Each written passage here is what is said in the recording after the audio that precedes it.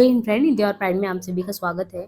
Friends, यहाँ पे भारतीय काव्य शास्त्र के तहत जिस पर आज हम चर्चा करने वाले हैं वो संप्रदाय है वक्रोक्ति संप्रदाय। इसके प्रीवियस के क्लासेस में भारतीय काव्य शास्त्र से रिलेटेड हमने काफ़ी संप्रदाय पे बात कर ली है। और कोई भी हम संप्रदाय पढ़ने से पूर्व पहले तथ्य पे बात करते हैं ताकि ओवरऑल आपको एक क्लियरेंस ये मिले कि हाँ, ये इस तरीके से इनसे इम्पॉर्टेंट ये फैक्ट हमारे एग्जाम में आ सकते हैं। इसके बाद हम कॉन्सेप्ट पे बात करते हैं। प्रीवियस के जो क्वेश्चन आए उसको हम पहले ही लगवा चुके हैं, तो बहुत ज़्यादा आपका नहीं, बहुत ही जल्द आपका भारतीय काव्यशास्त्र फिनिश होने वाला है। इसके बाद हम पाश्चात्य में मूव करेंगे, पाश्चात्य काव्यशास्त्र शुरू करेंगे। अब यहाँ पे देखिए, जैसे वक्रोक्ति संप्रदाय तो कभी भी मन में आया सबसे पहले, जैसे हमने पढ़ा औचित्य, तो औचित्य में ये पढ़ा कि कोई भी चीज़ अगर हम पढ़ रहे हैं, लिख रहे हैं, तो उसके पीछे कोई लॉजिक होना चाहिए, है कि नहीं? कोई लॉजिक होना चाहिए, हम क्यों कर रहे हैं कोई चीज़। अगर कोई अर्थ नहीं निकल रहा उस चीज़ करने का मतलब, तब तो टाइम वेस्टेज हुआ।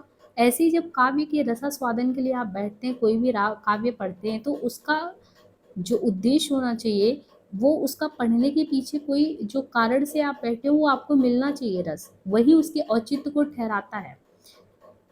अब यहाँ पे वक्रोक्ति जो है ये कहते हैं आचार्य कुंदक। जैसे औचित्य संप्रदाय पढ़ा तो क्षेमेंद्र के द्वारा दिया गया है, आचार्य क्षेमेंद्र दिए। आचार्य कुंतक कहते हैं, उनके प्रवर्तक का नाम है, वक्रोक्ति संप्रदाय के प्रवर्तक हैं आचार्य कुंतक।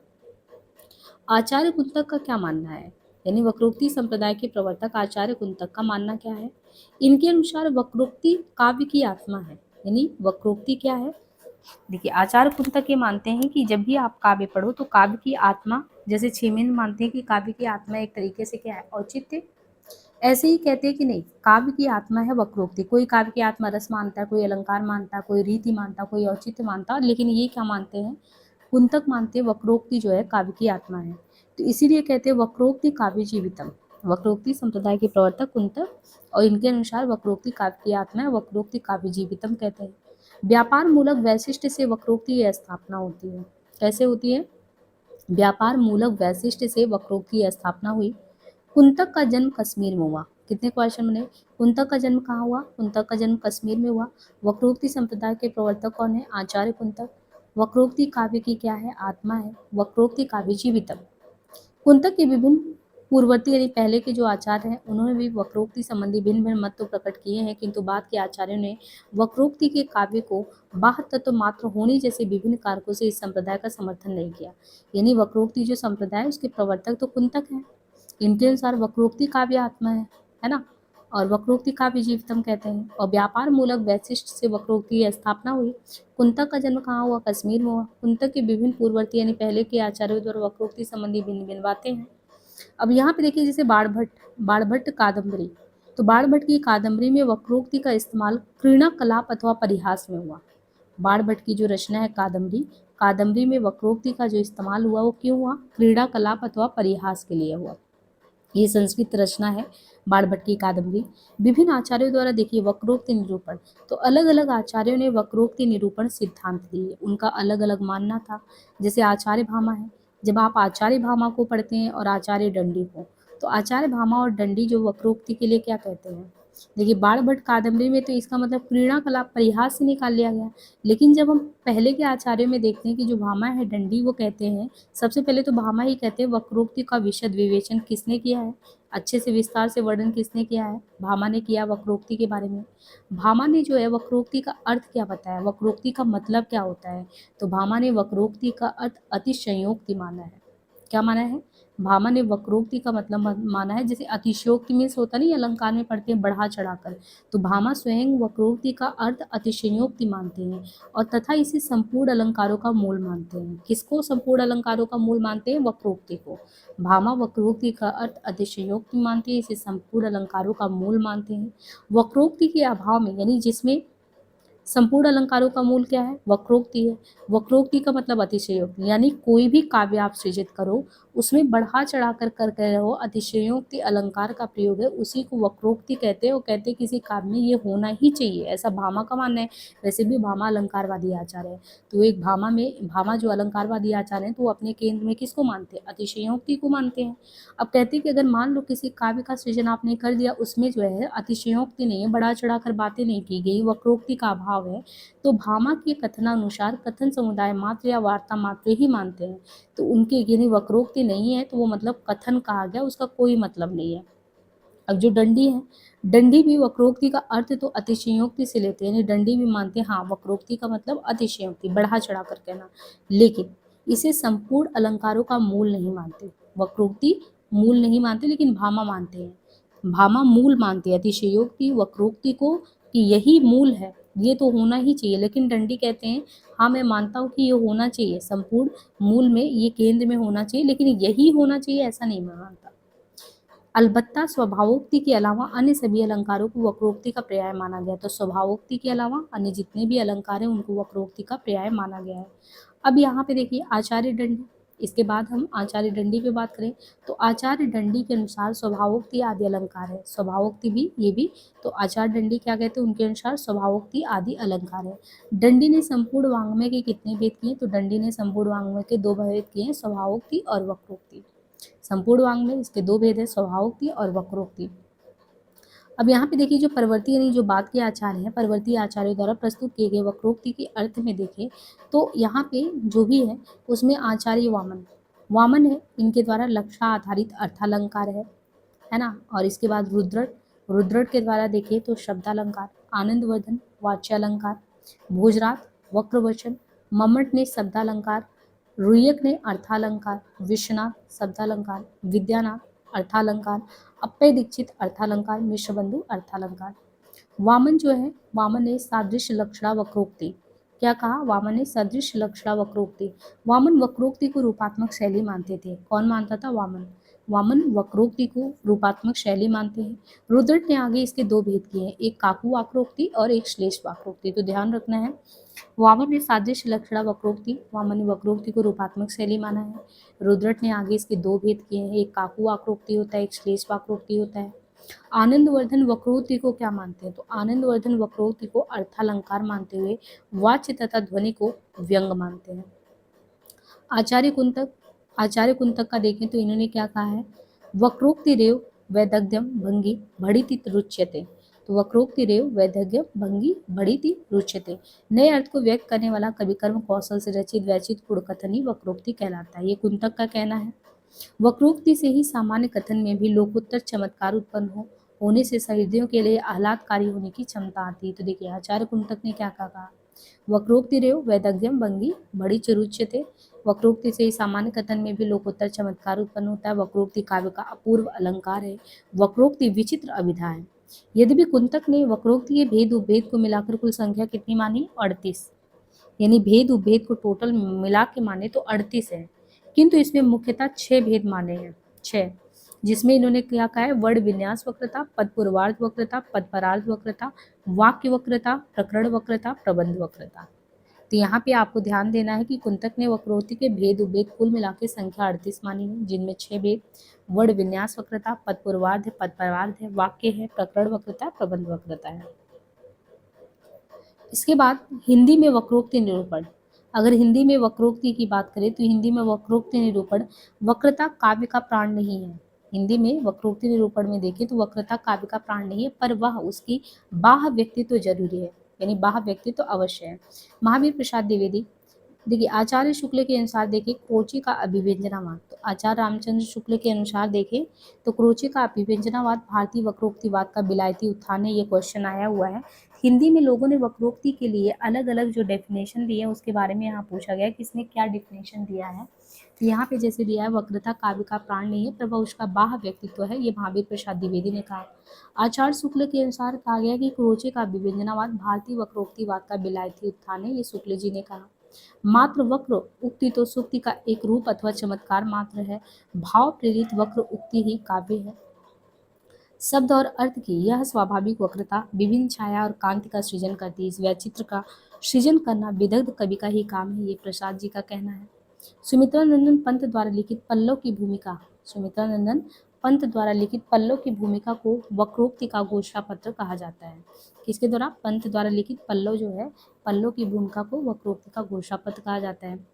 इनके अलावा यहाँ पे देखें तो वक्रता काव्य का अनिवार्य माध्यम है, ये किसने कहा, डॉक्टर नगेंद्र। तो यहाँ पे आपको देखिए हिंदी आचार्यों ने क्या क्या कहा है, जैसे महावीर प्रसाद द्विवेदी ने कहा कि वक्रता काव्य का प्राण नहीं है, यानी आप अतिशयोक्ति का प्रयोग कर रहे हो, इसको काव्य का प्राण मान रहे हो, ये सही नहीं है, ये तो सिर्फ उसका बाहरी व्यक्तित्व है। शुक्ल कहते हैं कि जो क्रोचे का अभिव्यंजनावाद है वो भारतीय में जो वक्रोक्ति को वाद है ना, वही चीज जो क्रोचे का अभिव्यंजनावाद है वो भारतीय वक्रोक्तिवाद का विलायती उत्थान है। विलायती रूप में यहाँ का जो अतिशयोक्ति और वक्रोक्ति है वही क्रोचे का अभिव्यंजनावाद है, तो शुक्ल जी ने कहा था। अभी यूजीसी नेट के पेपर में ये क्वेश्चन आया था। मात्र वक्र उक्ति तो सुक्ति का एक रूप अथवा चमत्कार मात्र है। मात्र वक्र आप कहेंगे तो ये क्या है, सुक्ति का एक रूप अथवा चमत्कार मात्र है। भाव प्रेरित वक्र उक्ति काव्य है। क्या है, भाव प्रेरित अगर वक्र है तो भाव प्रेरित उक्र उक्ति वो काव्य कहलाता है। शब्द और अर्थ की यह स्वाभाविक वक्रता विभिन्न छाया और कांति का सृजन करती, इस वैचित्र का सृजन करना विदग्ध कवि का ही काम है, प्रसाद का कहना है। सुमिता नंदन पंत द्वारा लिखित पल्लव की भूमिका को वक्रोक्ति का घोषणा पद कहा जाता है। देखिए, पल्लव जो लिखा गया था, हिंदी में आप पढ़ते सुमिता नंदन पंत छायावादी कवि हैं, तो उन्होंने जो पल्लव लिखा था, कहते हैं कि जो पल्लव की भूमिका लिखा था वो भी कहीं ना कहीं जो पल्लव को लिखा गया उसकी भूमिका के केंद्र में भी वक्रोक्ति का घोषणा पत्र ही है, वो समझिए। वक्रता काव्य का अनिवार्य माध्यम है। क्या है, तो वक्रता क्या है, काव्य का अनिवार्य माध्यम है, ये सत्य है, परंतु वह उसका जीवित या प्राण तत्व है, यह सत्य नहीं है। एक चीज ये हुआ कि वक्रता जो है वो काव्य का अनिवार्य माध्यम है, ये सही है, परंतु वह उसका जीवित या प्राण तत्व, ये सही नहीं है। अनिवार्य माध्यम का भी अपना महत्व है, क्योंकि व्यक्तित्व के अभाव में आत्मा की अभिव्यक्ति संभव नहीं है। ध्यान रखिए, व्यक्तित्व के अभाव में आत्मा की अभिव्यक्ति संभव नहीं है। फिर भी व्यक्तित्व आत्मा अथवा जीवित तो नहीं है, ये डॉक्टर नगेन का कहना है। वक्रोक्ति सिद्धांत काव्य में समावेशी चमत्कारिक तत्वों को निरूपित करने वाला सिद्धांत है। कुंतक द्वारा प्रतिपादित यह काव्य सिद्धांत संपूर्ण काव्य सौंदर्य का निरूपण है, प्रताप नारायण टंडन का कहना है। कवि के सामने हमेशा चमत्कार की सृष्टि की समस्या बनी रहती है, वह शब्दों को निरंतर नया संस्कार देता चलता है, वे संस्कार क्रमशः सार्वजनिक मानस में बैठकर फिर ऐसे हो जाते हैं कि इस रूप में कवि के काम नहीं रहते। अविद्यार्थ शब्द तो मिट्टी व कच्चा माल है जिसे वह रचना करता है, ऐसी रचना जिसके द्वारा अपना नया अर्थ सृजन करता है। ये कहना सच्चिदानंद हीरानंद वात्स्यायन जी का। डॉक्टर लक्ष्मी नारायण सुधांशु अपने ग्रंथ काव्य में अभिव्यंजनावाद और उपरोक्तिवाद को भिन्न भिन्न करके दर्शाने का प्रयास करते हैं। अब यहाँ पे हमने ये संक्षेप में जो है इसके बारे में पढ़ा, लेकिन हमें जो है विस्तार से एक बार समझने की ज़रूरत है। अब यहाँ पे देखिए, जितना भी हमने बताया वक्रोक्ति के बारे में कि कौन प्रवर्तक थे, वक्रोक्ति जीवितम, इसकी आत्मा के बारे में बताया, और कुंतक जो है ये कश्मीर के ही थे, ज़्यादातर आप देखते हैं कश्मीर के ही कवि रहते हैं। व्यापार मूलक वैशिष्ट इसकी स्थापना की बात करते हैं। फिर जो पहले के आचार्य हैं कादम्बरी वगैरह, इन्होंने क्रीड़ाकलाप के उसमें इनका प्रयोग किया। फिर भामा जो है डंडी है, इन्होंने वक्रोक्ति का विशद विवेचन किया। अतिशयोक्ति, इसको संपूर्ण अलंकारों का केंद्र बिंदु भामा ने माना, लेकिन डंडी ने केंद्र बिंदु नहीं माना। ये माना कि ठीक है अतिशयोक्ति, लेकिन अलबत्ता वो स्वभावोक्ति इसके अलावा भी वक्रोक्ति का पर्याय स्वभावोक्ति को माना। फिर डंडी के अनुसार जो है स्वभावोक्ति आदि अलंकार, तो ये स्वभावोक्ति किसने कहा था, डंडी ने माना था। फिर डंडी ने बताया कि संपूर्ण वाङ्मय में दो भाग है, एक तो वक्रोक्ति है, एक स्वभावोक्ति है, तो एक नया चीज आ गया डंडी के द्वारा, स्वभावोक्ति। फिर जो बाद में लोग प्रस्तुत किए कि वक्रोक्ति का मतलब क्या है, तो वामन जैसे आचार्य हैं वो कहते हैं कि कहते हैं कि जो आपका वक्रोक्ति है, वक्रोक्ति का मतलब जो लक्षण आधारित अर्थालंकार पढ़ते हैं वही होता है। फिर रुद्रट कहते नहीं, वो तो शब्दालंकार है। आनंद कहते नहीं, वाच्या है। भोजराज कहते नहीं, वक्रोक्ति का मतलब वक्र होता है। मम्मट कहते हैं शब्दालंकार होता है। रुइया कहते नहीं, अर्था होता है।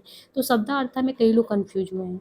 फिर आप देखते हैं कि वामन अंततः कहते हैं कि वक्रोक्ति को रूपात्मक शैली, तो रूपात्मक शैली वक्रोक्ति को किसने कहा, वामन ने कहा। रुद्रट ने आगे चल के कहा नहीं, वक्रोक्ति तो दो भेद में बटा है, काकु वाक्रोक्ति, एक श्लेष वाक्रोक्ति है। फिर आनंद वर्धन है, उन्होंने वक्रोक्ति को अर्थालंकार मानते हुए वाच्य तथा ध्वनि को व्यंग कहा था। फिर आप देखते हैं कि आचार्य कुंतक एक परिभाषा देते हैं और ये जो लोकोत्तर चमत्कार की बात करते हैं। वक्रोक्ति को कहते हैं कि काव्य का अपूर्व अलंकार है। क्या है वक्रोक्ति, काव्य का अपूर्व अलंकार कुंतक कहते हैं। उसको कहते हैं विचित्र अभिधा है। क्या, कुंतक कहते हैं ये विचित्र है। और ये क्वेश्चन कई बार आया है कि कुंतक ने वक्रोक्ति के कितने 6 भेद माने हैं। इसमें क्वेश्चन आता है कौन कौन से हैं, तो देखिए वर्ड, जैसे वर्ड मतलब एक अक्षर लिखते हैं ना, अल्फाबेट। एक पद, पद में एक आगे होता है, उसको कहते हैं पद पूर्वार्ध, एक पद परार्ध, यानी पद के आगे बाद एक है वाक्य। तो जिसे ये होता है कि एक वाक्य बनता है किससे, वर्ण या अक्षर से मिलके बनता है, पद आगे हो पद पीछे हो, है कि नहीं। और फिर एक प्रकरण और एक सिस्टमेटिक ढंग में हो प्रबंध। तो ये आपको 6 के 6 ध्यान रखना। वर्ण विन्यास, पद पूर्वार्ध, पद परार्ध, वाक्य वक्रता, प्रकरण वक्रता, प्रबंध वक्रता, इनको ध्यान रखिए। फिर यहाँ पे जो हिंदी के कवियों में बहुत इंपॉर्टेंट है जिनके पूछे जाते हैं, जैसे क्रोचे का ये अभिव्यंजना वाला, ये कई बार एग्जाम में आया है। बिलायती उत्थान वाला, यह महावीर प्रसाद जी ने कहा कि जो सब लोग वक्रता को काव्य का प्राण मानते हैं, ये सही नहीं है। तो मात्र भाव प्रेरित वक्र उक्ति काव्य है, ये माना गया है। फिर पल्लव की घोषणा के बारे में कि वक्रोक्ति को, पल्लव की भूमिका को वक्रोक्ति की घोषणा पत्र भी कहा जा चुका है। नगेंद्र ने तो यहाँ कह दिया कि वक्रता जो है काव्य का अनिवार्य माध्यम है, ये सही है, परंतु वो उसका जीवित या प्राण था, तो ये सही नहीं। तो जो चीज़ ये कह रहे हैं कि सही नहीं, वही चीज़ तो महावीर प्रसाद द्विवेदी भी जी कह रहे हैं, डॉक्टर नगेंद्र भी कह रहे हैं कि उसी को तुम प्राण तत्व मान लिए, ये सही नहीं है। यही चीज़ ये भी कह रहे हैं सही नहीं है। वक्रोक्ति सिद्धांत काव्य में समावेशी चमत्कारिक तत्वों को निरूपित करने वाला कुंतक द्वारा प्रतिपादित प्रताप नारायण मंडल ने कहा। फिर वात्स्यायन अज्ञे ने क्या कहा, है ना। तो ये चीज़ हमें देखना है। अब हम जो है ये इसके फैक्ट पे बात कर लिए। अब हम इसको जो हर एक जो अलग अलग पक्ष हैं उस पर बात करेंगे, तो विश्लेषण के आधार पर उस पर बात करेंगे कि क्या चीज़, क्या पक्ष को उठाया गया, क्या नहीं उठाया गया। तो चलिए हम देखिए हम वक्रोक्ति के कॉन्सेप्ट पे बात करें तो वक्रोक्ति के बारे में हमने जो तथ्य था उसकी जानकारी पूरी ले ली। वक्रोक्ति क्या होता है, उसके कॉन्सेप्ट में किसने क्या दिया, किसने क्या कहा, और वक्रोक्ति के प्रकार भी हमने देखे, 6 भेद, उपभेद में कैसे डिवीजन किया गया है। अब वक्रोक्ति के पक्ष में कौन से आचार्य हैं, उनके क्या विचार हैं, या आलोचकों का वक्रोक्ति के संबंध में क्या मत है। जैसे हमने हिंदी, जितने भी हिंदी साहित्य में, चाहे महावीर प्रसाद द्विवेदी हो, नगेंद्र जी हो, उन सबके भी विचार लिए, और फिर हम एक मूल्यांकन करेंगे और सृष्टि एक सार में सारांश के तहत इसको देखेंगे कि मतलब क्या है। कभी भी कोई भी चीज़ पढ़ते हैं तो हम प्रस्तावना के तहत ये देखते हैं कि जीवन में अभिव्यक्ति कौशल, प्रस्तुति भंगिमा और बातचीत के लहजे का विशेष महत्व है। हम किस चीज़ तरीके से कोई भी बात रखते हैं, और वही चीज़ आपने देखा औचित्य संप्रदाय में कि हर एक चीज़ रखने पे एक ठोस कारण हो, उसका कुछ अर्थ निकले, तब तो उसका कोई मतलब निकलता है। ऐसे एक चीज़ होता है कि हम किस तरीके से उसको प्रस्तुत करें, क्योंकि कलात्मक प्रस्तुति भी कोई भी चीज़ का अर्थ बिल्कुल बदल देता है। तो अपनी बात प्रभावी ढंग से कहने की बात, सहजता के साथ भंगिमा में अभिव्यक्ति की भी ज़रूरत होती है। अगर आप चलताऊ ढंग से कहेंगे तो कोई विशेष महत्व रहेगा नहीं, लेकिन अगर वही आकर्षक ढंग से कहेंगे तो बात ज़्यादा से ज़्यादा ट्रांसमिट होगा। इसी प्रकार जब हम कोई काव्य या साहित्य में विशिष्ट अभिव्यक्ति ना होकर, विशिष्ट अभिव्यक्ति तो विशिष्ट नहीं है, लेकिन जो कहने का हमारा तरीका है वो भंगिमा पूर्ण अभिव्यक्ति है, तो वस्तुतः भंगिमा या वक्रता में सौंदर्य की स्थिति मानी जाती है। वक्र का मतलब क्या है, अब जब ये आप पढ़ रहे हैं वक्रोक्ति, तो वक्रोक्ति मतलब वक्र मीन्स बांका, बाकी शब्द बने जो सुंदर की अभिव्यक्ति करते हैं। समझ में आया। ये जैसे ये कहना है कि वक्रोक्ति, तो आपको समझना वक्रोक्ति यानी जो उक्ति है वो कैसा है, वक्र है। वक्र मतलब वक्र से बांका, बांका से बांके, बांके से मतलब सुंदर, यानी जो उक्ति उद्धृत कर रहे हैं वो सुंदर अभिव्यक्ति, वो कलात्मक अभिव्यक्ति है, कहने का ढंग बहुत निराला है। यहाँ तक कि आप जैसे श्री कृष्ण का नाम लिया, तो श्री कृष्ण का नाम लिए तो बांके बिहारी पड़ गया, क्योंकि वो त्रिभंग ललित मुद्रा में वंशी वादन करते हैं, और ये छवि बहुत ही मोहिनी है, सर्वमोहिनी, सबको आकर्षित करती है। काव्य में वक्रोक्ति का विशेष प्रभाव माना जाता है, ये काव्य शास्त्र का एक महत्वपूर्ण सिद्धांत है। ये तो अलंकार के रूप में आचार्य भामा के समय से ही, जो आचार्य भामा है उन्होंने तो पहले ही बोल दिया था। आपने अभी देखा ना, तो दंडी जी ने पूरी तरीके से इसको नहीं माना काव्य की आत्मा, लेकिन भामा ने कहा नहीं नहीं हम तो मानते ही हैं। वक्रोक्ति का मतलब एक तरीके से अतिशयोक्ति, और अतिशयोक्ति मतलब वक्रोक्ति, वक्रोक्ति मतलब काव्य की आत्मा। तो ये तो कहा जाता है कि ये अभी बात की बात आप कह रहे हैं, लेकिन भामा ने तो बहुत पहले ही वक्रोक्ति का विशेष महत्व दे दिया था, और सभी अलंकारों के मूल में इसी को मान लिया था, व्यापक मान्यता दी थी। कहा था अलंकारो अनियौना, अर्थात वक्रोक्ति के बिना तो कोई अलंकार सौंदर्य हो ही नहीं सकता। इसका मतलब ये तो बहुत पहले ही आ गया था। अब जो वक्रोक्ति का कॉन्सेप्ट है, वक्रोक्ति का सामान्य अर्थ क्या है, सामान्य अर्थ है वक्र उक्ति, अर्थात वक्र या विचित्र कथन, या जो भी कहा जा रहा है वो टेढ़ा कथन है। ये माना जाता है कि सामान्य बोलचाल में शब्दों का प्रयोग हम जैसे करते हैं, अगर उससे अर्थ से सुंदर काव्य की रचना नहीं हो पा रही तो कोई मतलब नहीं है। इसलिए जब काव्य की रचना सृजन करें तो वैचित्र युक्त, वो सामान्य शैली में ना कहें, ऐसा शैली प्रयोग करें जो चमत्कार उत्पन्न करे, उसी को कहेंगे हम, सौंदर्य प्रदान करने वाला हो। अब यहाँ पे देखिए जैसे दिया है, उभा बेता अलंकारियो तयो पुनः रत्नाकृति। वक्रोक्ति क्या है, वक्रोक्ति जीवितम, वैदग्ध का तात्पर्य विदग्धता अर्थात कवि कर्म कौशल, भंगी अर्थात भंगिमा तथा उसके आधार पर किया गया कथन वक्रोक्ति है। आचार्य कुंतक ने विचित्र अभिधा को ही वक्रोक्ति माना है। विचित्र वमिधा वक्रोक्ति उच्यते। वैचित्र का आशय विशिष्ट चारुता से है। वैचित्र का क्या मतलब है? वैचित्र का आशय है विशिष्ट चारुता। कुंतक ये भी मानते हैं कि वक्रोक्ति में सहृदय को आह्लादित करने की क्षमता होनी चाहिए। किसमें? कुंतक क्या मानते हैं कि वक्रोक्ति जो है उसमें जो अच्छे हृदय वाले हैं उनको आह्लादित प्रसन्न करने की क्षमता होनी चाहिए। वक्रोक्ति में वैसे 3 विशेषताएं होती हैं। एक लोक व्यवहार तथा शास्त्र में रूढ़ शब्द अर्थ प्रयोग से भिन्न, एक कवि प्रतिभाजन्य चमत्कार, तीसरा सहृदय के मन को आनंदित करने की क्षमता। तो 3 चीज है, लोक व्यवहार तथा शास्त्र में रूढ़ शब्द अर्थ प्रयोग में भिन्नता, कवि प्रतिभाजन्य चमत्कार तथा सहृदय के मन को आनंदित करने की क्षमता। 3 चीज हुआ। यदि वक्रोक्ति में 3 विशेषताएं, लोक व्यवहार, शास्त्र में रूढ़ शब्द, कवि प्रतिभाजन चमत्कार, हृदय को आनंदित करने की क्षमता। अतः कहा जा सकता है कि शास्त्र तथा व्यवहार में प्रयुक्त होने वाले सामान्य कथन से बिल्कुल भिन्न विचित्र उक्ति वक्रोक्ति है। इस प्रकार की उक्ति वक्रोक्ति कवि व्यापार कौशल और प्रतिभा से संभव हो पाता है। आचार्य कुंतक जो है इन्होंने वक्रोक्ति को बहुत महत्व दिया और उनके पूर्ण इसे एक प्रकार इसको माना कि ये तो एक पूर्ण रूप में अलंकार है। उन्होंने वक्रोक्ति जीवित की रचना करके इसे सिद्धांत के रूप में ही प्रतिपादित कर दिया, काव्य का जीवित प्राण बना दिया। संपूर्ण काव्य व्यापार का मूल बता दिया कि वक्रोक्ति। किसने ये सब माना था? आचार्य कुंतक ने, वक्रोक्ति जीवितम लिख के। अब आपके मन में आएगा वक्रोक्ति कितने प्रकार का होता है? तो आचार्य कुंतक ने बताया कि 6 प्रकार का होता है, जो कि एग्जाम में बार बार क्वेश्चन आता है। अब 6 में हमने अभी जस्ट बताया था, मान लो हमको एक वाक्य लिखना है तो वाक्य हम आगे भी लिखें जिसको हम कहेंगे पद पूर्वार्ध, पीछे भी लिखे तो कहेंगे पद परार्ध। ठीक, तो एक क्या हो गया आपका वाक्य विन्यास वक्रता करके है, पद पूर्वार्ध हो गया, पद परार्ध हो गया। और फिर क्या है, कोई भी चीज अल्फाबेट ऑर्डर में लिखेंगे ना तो वर्ण विन्यास, वर्ड कैसे लिखे, वर्ड का विन्यास कैसे हो, तो वर्ड विन्यास, पद पूर्वार्ध, पद परार्ध। ये क्योंकि याद करना है ना इसलिए ट्रिकी आपको बता रहे कि ऐसे याद कर सकते हैं। फिर क्योंकि हमने बताया एक वाक्य लिख रहे हैं और प्रकरण हमेशा देखिए क्रम से लिखा जाता है, कोई भी चीज प्रबंधात्मक लिखा जाता है तो एक प्रकरण वक्रता है, एक प्रबंध वक्रता है। अब आपके मन में आएगा कि वर्ड विन्यास समझ लेते हैं क्या है। तो जब भी वक्रोक्ति में कोई भी बात कलात्मक ढंग से कहा जाता है तो ये ध्यान रखना है कि इस वक्रता का संबंध वर्ण विन्यास अर्थात वर्णों के विशेष क्रम से है। जब एक दो या कई वर्ण कुछ अंतराल के बाद उसी रूप में रखे जाएं तो ये वक्रता होता है। इसमें वर्णों का समान रूप से ना रखे, ऐसे ढंग से रखते हैं कि विचित्र रीति से विन्यस्त हो। सौंदर्य देखिए, इस वक्रता के तहत अनुप्रास, यमक आदि अलंकार आ जाता है। आचार्य कुंतक ने काव्य रीतियों, अब देखिए आचार्य कुंतक ने काव्य की जो रीतियां हैं, रीतियों में कोमला है, परिशा है, उपनागरिका है, को इस वक्रता में समाहित किया है। कुंतक ने काव्य की रीतियों में कोमला, परिशा, उपनागरिकाओं को इस वक्रता में समाहित किया है। वर्ण शब्दों अर्थ व्यंजन पराय करके है। अब कुंतक ने वर्ण विन्यास के संबंध में कुछ नियम भी दिए हैं। विन्यास के नियम में क्या दिया है कि वर्ण विन्यास प्रस्तुत या वर्ण विषय के अनुरूप तथा वर्ण विषय के सौंदर्य को बढ़ाने वाला होना चाहिए। जैसे आपने क्रम से देखना है कि वर्ण विषय में अभिव्यक्त रस के अनुकूल वर्णों का प्रयोग हो। जहाँ कोमल भाव की अभिव्यक्ति हो वहाँ पे आपको परुष वर्ण है ना प्रयोग होगा। जहाँ कोमल भाव की अभिव्यक्ति हो उसके लिए ये है। फिर कठोर भाव हो, रसों के योग में कोमल वर्णों का का वर्ग चा वर्ग की योजना अनुपयुक्त है, वो नहीं होना चाहिए। तो कठोर के लिए क्या हो, कोमल के लिए क्या हो। वर्ण विन्यास वक्रता में अनाउचित वर्णों का हठपूर्वक योजना नहीं होना चाहिए, जो क्रम है सही होना चाहिए, उसी का प्रयोग करो। वैचित्र युक्त हो, सौंदर्यपूर्ण हो। यमक के प्रयोग में विशेष से प्रसाद गुण की योजना होनी चाहिए। जैसे कुंकन की कुन नुपुर धुनि सुनि कहत लखन संग्राम हृदय, इन पंक्तियों में अनुप्रास का सुंदर प्रयोग है, ये है। इसके बाद ऐसे ही जब पद पूर्वार्ध में जाएंगे तो वर्ण विन्यास वक्रता के तहत कुंतक ने वर्ण समूह अर्थात पद वक्रता के तहत कहा है कि पहले पद पूर्वार्ध वक्रता का विवेचन किया गया।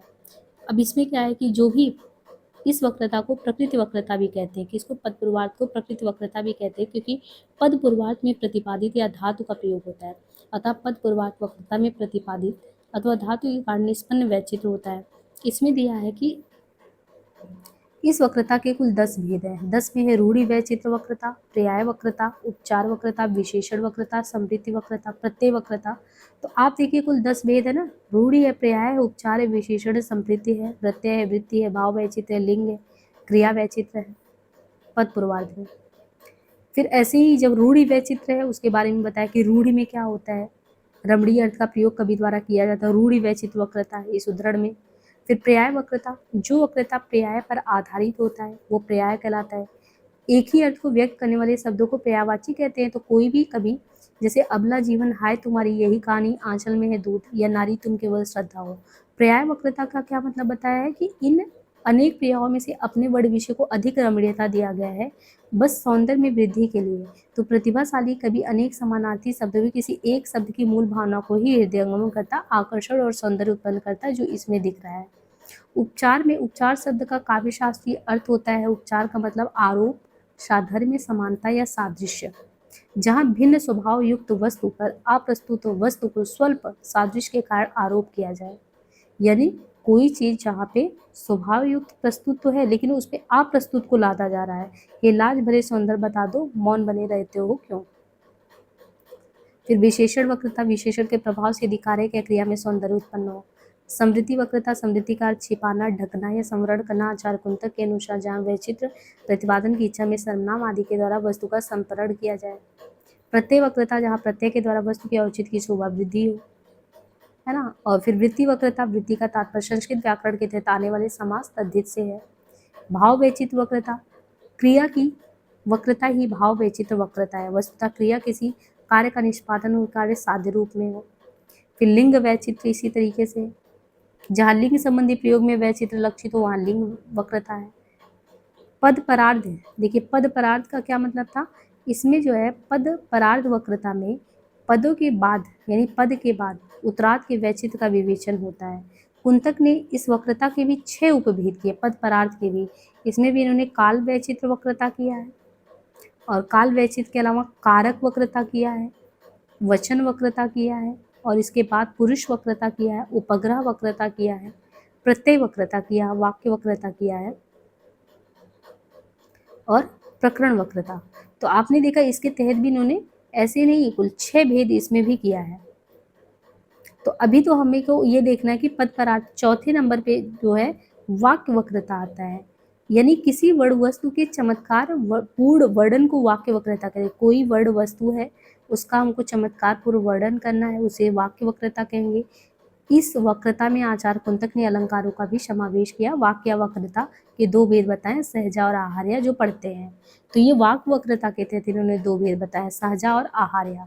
सहजा से कुंतक ने स्वभावोक्ति का अर्थ ग्रहण किया, उसे अलंकार न मानकर अलंकार्य स्वीकार किया सहजा को, क्योंकि इससे वस्तु का वर्णन होता। आहार्य के तहत उपमा आदि अलंकारों का समावेश देखने को मिलता है। प्रकरण वक्रता, प्रबंध के एक अंश या एक प्रसंग को प्रकरण कहते हैं। अनेक प्रकरणों के समुच्चय से प्रबंध निर्मित होता है। कुंतक ने इस वक्रता के निम्नलिखित भेद किए हैं। उपभेद में भावपूर्ण स्थिति की उद्भावना, उत्पाद्य लावण, प्राधान्य कार्य, विशिष्ट प्रकरण की अतिरंजना, रोचक प्रसंगों का विस्तृत वर्णन, गर्भांग। और फिर प्रबंध वक्रता, वक्रोक्ति के सभी प्रकार में प्रबंध वक्रता सर्वाधिक विशिष्ट है। इस वक्रता का संबंध संपूर्ण प्रबंध के सौंदर्य से होता है। इसमें मूल रस परिवर्तन, नायक के चरित्र का उत्कर्ष करने वाली चरम घटना पर कथा का सत्यापन, नामकरण वक्रता।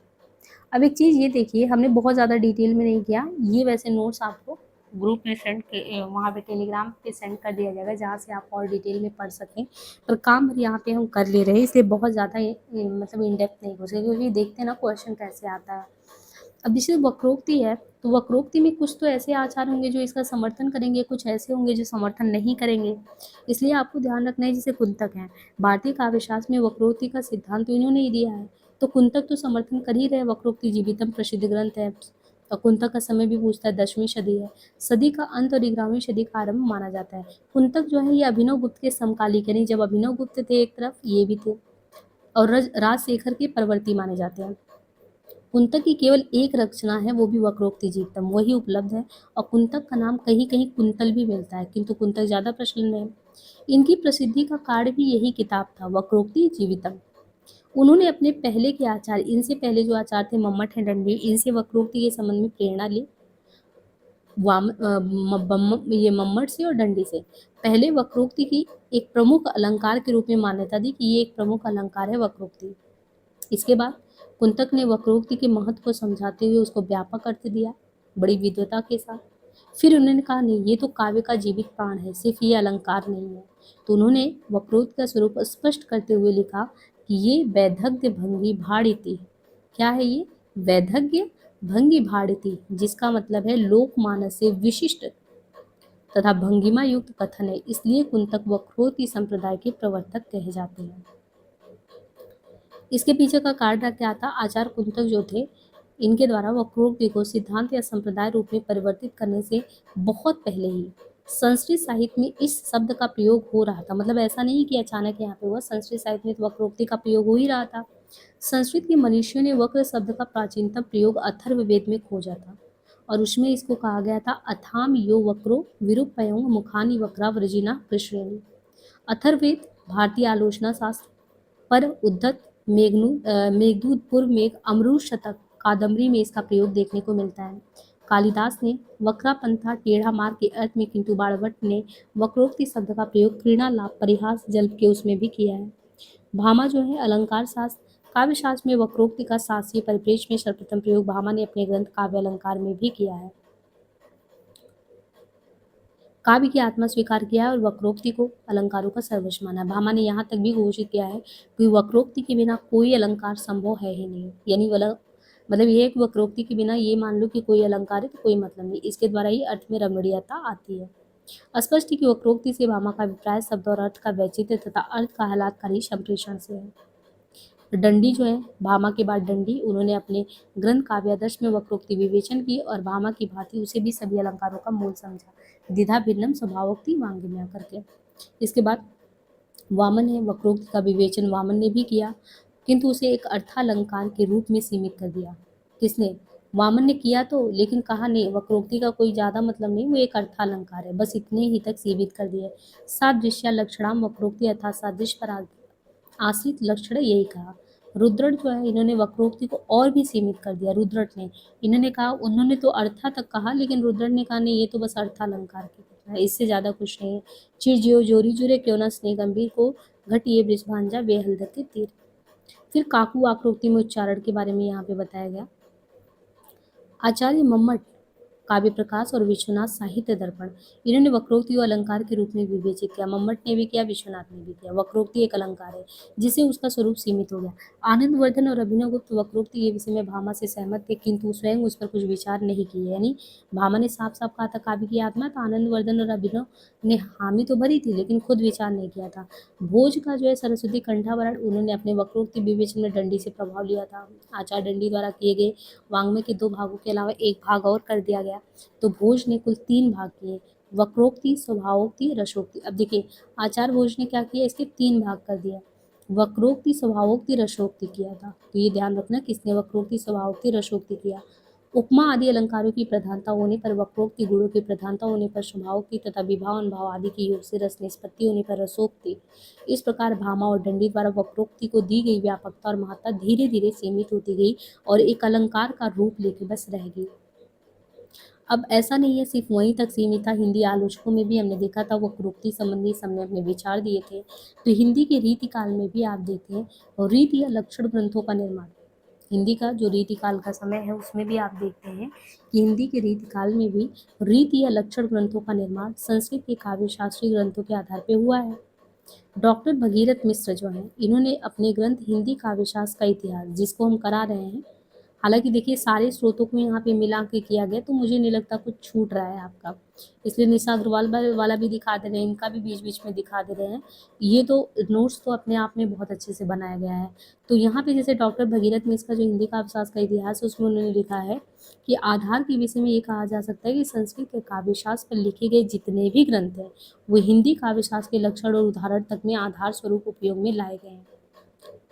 यानी ये चीज़ इन्होंने साफ साफ कह दी, कोई भी आप लिखो संस्कृत के काव्यशास्त्र पे लिखे गए जितने भी ग्रंथ हैं वो हिंदी काव्यशास्त्र का जो लक्षण और उदाहरण वहाँ पे आधार स्वरूप लिया ही गया है। हिंदी में अलंकार संप्रदाय और रस संप्रदाय से संबंधित रीति ग्रंथों का निर्माण ज़्यादा हुआ है। हिंदी में अलंकार और रस से ज़्यादा हुआ है। श्रृंगार और नायिका भेद के भी अनेक ग्रंथ मिलते हैं। रीतिकालीन आचार्य ने अपने वक्रोक्ति का एक अलंकार के रूप में वर्णन भी किया है, सिद्धांत के रूप में इसे महत्व नहीं मिल सका। आचार्य केशवदास, जसवंत सिंह और भूषण ने वक्रोक्ति को अर्थालंकार माना, जबकि भिखारी दास ने इसका निरूपण श्लेष अलंकार वर्ग के तहत किया है। अनुभव से आचार्यों ने शब्दालंकार के रूप में भी वक्रोक्ति का विवेचन किया है।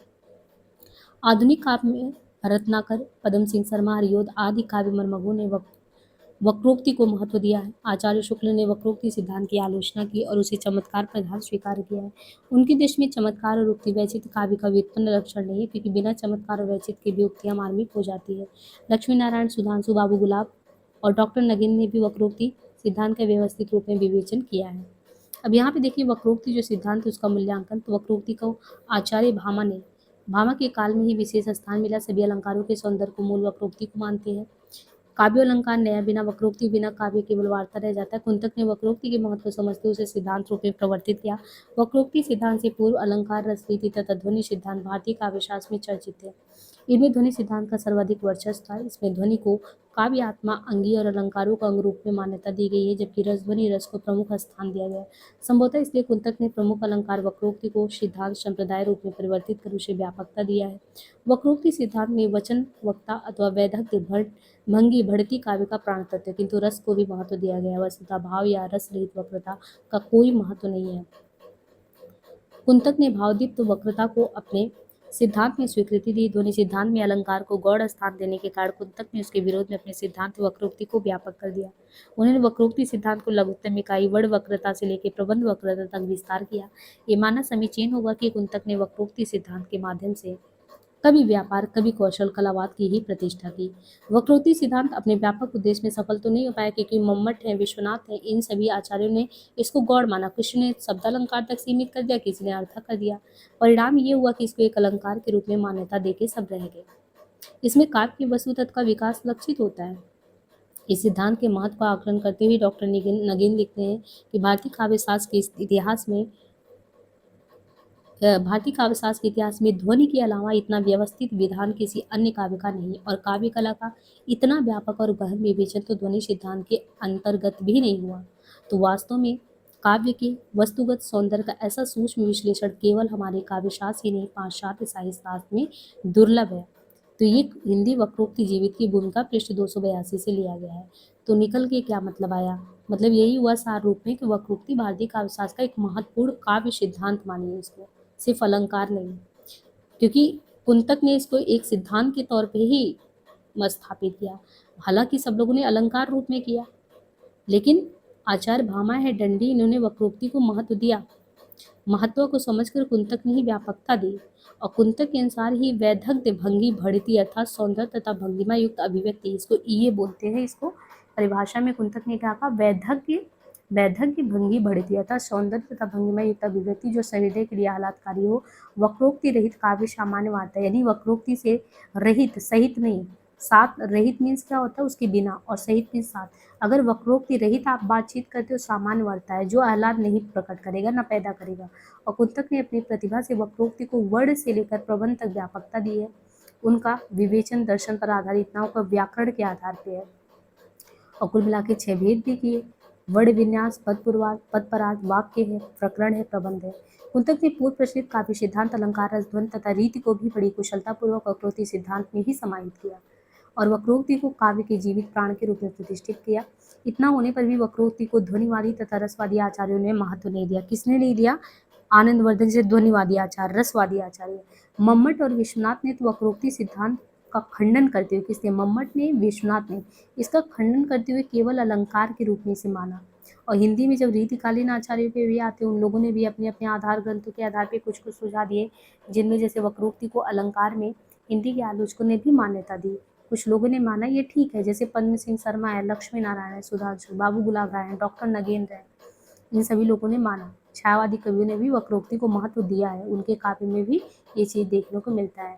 फिर अवधारणा तत्व में कि उपचार वक्रता क्या होता है, विशेषण वक्रता क्या होता है, भाव क्या होता है, बाकी कई पुस्तकों से ये मिला के इम्पॉर्टेंट सारी चीज़ें देखिए, सारे लगभग आपके इसमें कवर हो जा रहे हैं, कुछ वैसा खास छूट नहीं रहा है ना, इसलिए हमने जो है इस नोट्स को है, जो भी नोट्स है ये बहुत इंपॉर्टेंट है, आपको शेयर कर दिया गया, तो यहाँ से आप इसको अच्छे से कर सकते हैं। तो मुझे नहीं लग रहा है इसमें कुछ छूट रहा है।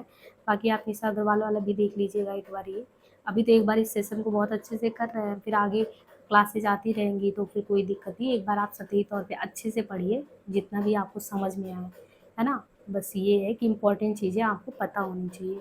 तो जल्दी ये बस 1-2 लेसन आई थिंक और बचा हुआ है आपका, हाँ, तो उसको करके हम जो है भारतीय काव्यशास्त्र खत्म करके जल्दी ही पाश्चात्य काव्यशास्त्र शुरू कर देंगे। हो सकता है अगले 10 दिन में हम काव्यशास्त्र पूरी तरीके से खत्म कर दें, ऐसा मेरा टारगेट है। बाकी देखते हैं क्या होता है। आज के लिए इतना ही, धन्यवाद।